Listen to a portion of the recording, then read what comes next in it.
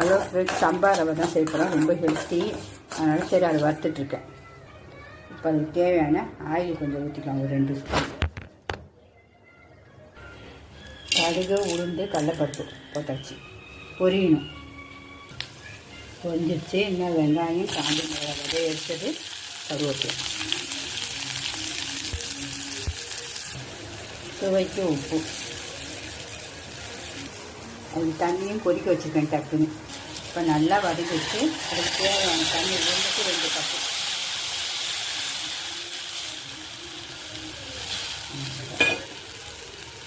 இப்போ வறுத்த சம்பா ரவையை கொட்டிடுவோம். Healthy and tasty.